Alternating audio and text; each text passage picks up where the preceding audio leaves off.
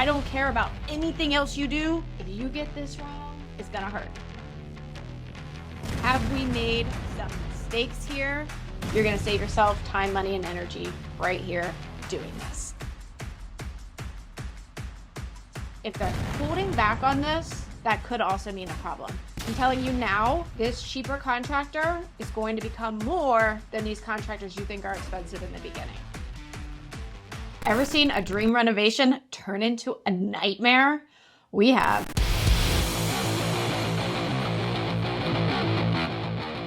Today, we're diving deep into 9 contractor mistakes that every home flipper must avoid to ensure your project stays on track and on budget. From vague project scopes to poor financial agreements, we're breaking down where projects often go wrong and exactly how you can steer clear of those costly errors. With insights gathered from our own flipping experiences, we'll guide you through each mistake and its solution, starting with defining your project scope clearly to ensure there's absolutely no room for misunderstanding. Whether you're hiring your first contractor or managing your 10th renovation, knowing these pitfalls are going to save you time, money, and a ton of stress. We'll also share crucial tips on building strong relationships with your contractor to enhance cooperation and your total project outcome. We're going to make sure your next renovation goes exactly as planned. Well, as much as we possibly can, right?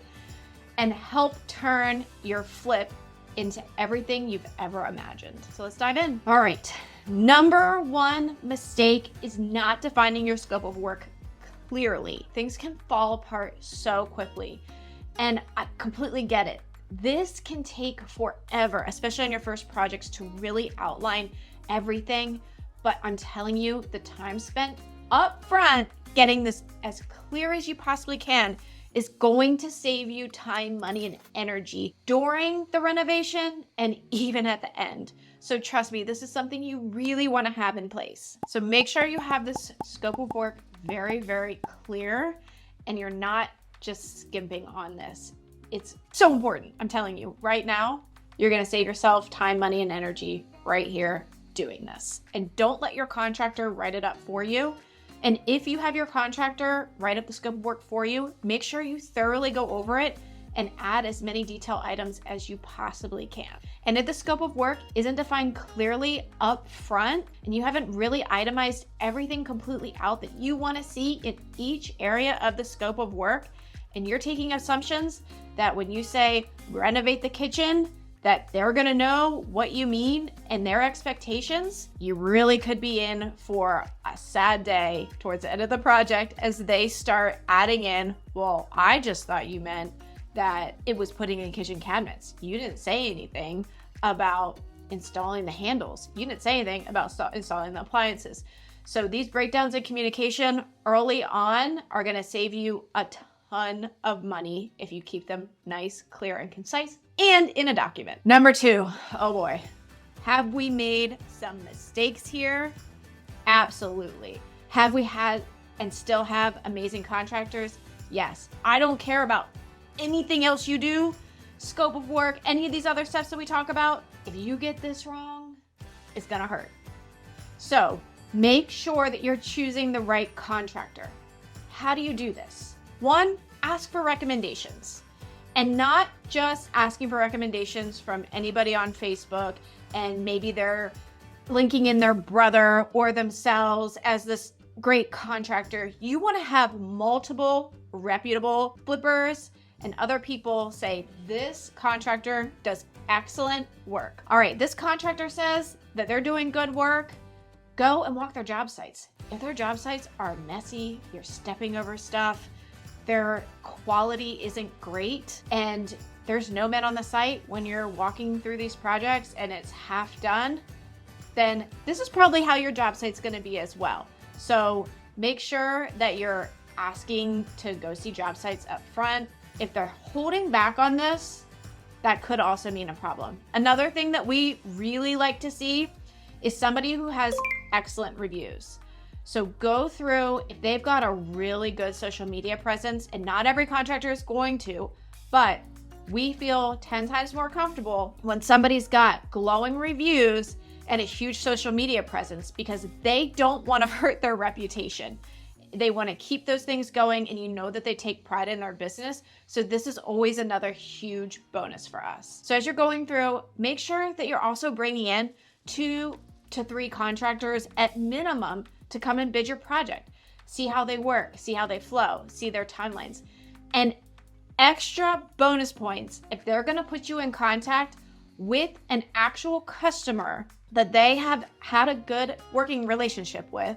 They're going to put you in contact with somebody that isn't their brother or sister, or somebody who benefits from them getting the job. It's also extra bonus points. All of these things really factor in, and you want to make sure that your contractor does good work, is clean, and is reputable. And trust me, don't just go with your cheapest option. If somebody is coming in on a bid way cheaper than your other bids, and they don't have those recommendations, you don't feel like they're vetted properly, and they don't have that presence, they're not walking you through job sites, and you can tell that they're just not at the same level as the other contractors, I'm telling you now, this cheaper contractor is going to become more than these contractors you think are expensive in the beginning. So make sure that when you're comparing your contractors and their bids, that you're also comparing the level of contractor. This guy's down here and he's doing kind of shoddy work and he's super cheap. Again, you're gonna pay the price. Mistake number 3 is not having an adequate contract. A lot of people skip this, and I'll be honest, some contractors don't want to sign contracts. They get a little bit nervous, they don't like it. Make sure you're getting a signed contract in the very beginning. This is going to save you. You want them to sign off on the scope of work, on their projected timeline. You want to discuss upfront payment terms. What are they expecting? All of this really just boils down to clear communication, getting it into a document, and getting it signed. You will be referencing your scope of work and your contract multiple times throughout a project because everybody's busy and things get lost, and being able to go back to this is absolutely non-negotiable and important. Do not skip out on this step. I know it feels easy to, and it feels like you don't need to, and handshake agreement is good. Trust me, you are going to lose time and money if you don't get these things in place upfront. Number 4, poor project management. We all get busy, we all have things going on, and I have definitely hurt myself in this, and this is why I say you absolutely have to have good project management. If you're too busy to do it, make sure that you have somebody going into that project that you know and trust and works for you to check on the work. As the project's going on, you want to make sure that things are moving along in the timeline that you expected, and you can also get ahead of costly mistakes if you are walking the project once a week. For example, if you have agreed to move a wall in a certain area and you don't go to the project for 3 weeks, and you walk into the home and they've already done all of the demo and then all of the re-drywall in the home, it's going to cost you. And again, this goes back to the scope of work. It should be outlined in there. It should be super clear, but catching this ahead of time is just going to save you time and money.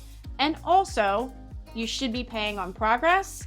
So you don't want to just believe that the contractor says, hey, flooring's installed, go check it. Make sure it's quality, make sure it's done before you pay them. All right, number 5 is quality control. We talk about this all the time. You can have the best contractor, you can have the best eyes, but getting an inspector in after your renovation is done to make sure that all of those things are completely buttoned up as far as your structural elements, little things that got missed by your contractor, by you. You want to make sure that you're getting these inspections and making sure that your quality is on point for that end buyer who's going to get their inspection. So make sure that you're getting this inspection and that you're addressing the really, really important things. And if you don't know what those are, discuss it with another investor, things that they've seen come up that buyers really don't like. And also your agent. Your agent will know what buyers tend to back away from and what they generally will overlook. Number 6 is mismanaged financial agreements. This all goes back to your contract and being clear up front with your contractor how the payment terms are going to get laid out. You can get yourself in real hot water if you're paying up front too much for a project. So what's really important here is that you don't have more into the project than work is done.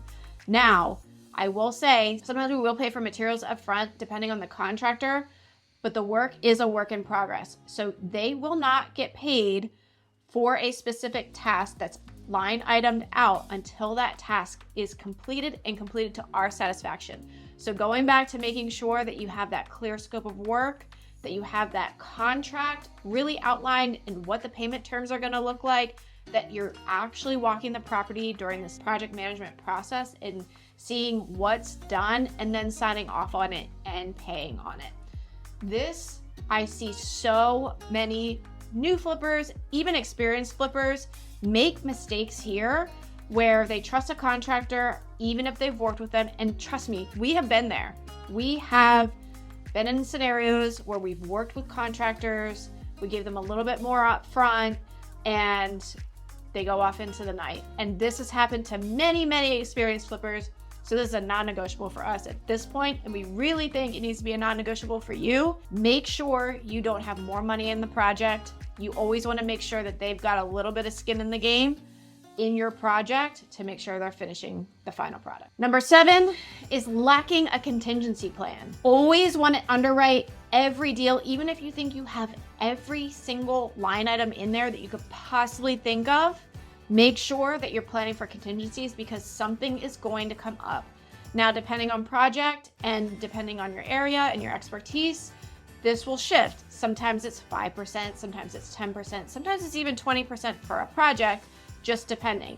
If we're going into a project and we have a pretty good idea of the renovation, but we still think there might be some unknowns, sometimes we'll slap a 20% contingency on there when we're underwriting the deal to make sure that we're good. And if you don't think that you're going to use this contingency up at least to some degree, you're fooling yourself because things are always going to come up in a project. So just plan for it. Number 8 is failing to document properly.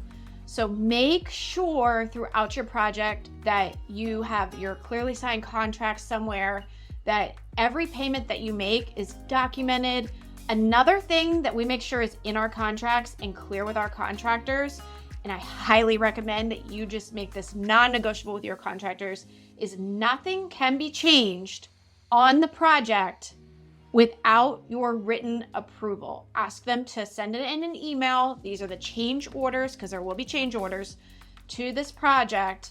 Ask them to send it in an email, and you have to confirm, I agree to this in writing, to track and document that.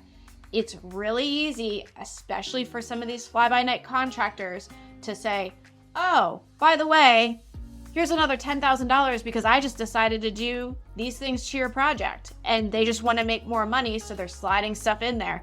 And then it puts you in a real awkward position because, of course, you want to make your contractor happy, but it also wasn't agreed upon. So make sure that communication is very clear. Make sure everything is documented and you're storing it all in one place. So in the event that you may have to reference these things, it's easy, it's organized, and you can pull it up in a few minutes because time is money, baby. And then number 9 is just neglecting to establish a good working relationship with your contractor. And trust me, if you are vetting the right contractor, you have this open, clear communication, you're walking the projects with them, you have all of your systems in place, you're being very open with them about changes, and they're open with you, and there's clear communication, you're going to have a good working relationship with your contractor. Where I see people get into trouble is when they just let the contractor run with the project and they haven't developed a relationship, and there's things that go missing, there's miscommunications, and this starts to put friction on the relationship. So just make sure that you have everything really clearly outlined, really clearly communicated. And if there are hiccups along the way, which there will be, make sure you're just talking about it with them openly, honestly, in a non-combative format. And keeping these relationships is going to help you on future projects. You'll start to find a flow with somebody. And the more contractors that you can get on a good working relationship with, the easier your flipping business is going to be. If you want to learn more about doing a walkthrough and creating a scope of work, check out the video below. If you have any questions, comments, anything to add to these 9 items that we discussed today, comment below. And I would love to help you out in any way with any questions you have. And hey, maybe you've got number 10. Maybe you've got one that's just, hey, I think everybody really should be doing this too. Let's get that conversation going because, hey, at the end of the day, we're here to help you. So don't forget to like and subscribe to our video, and we'll see you on the next one.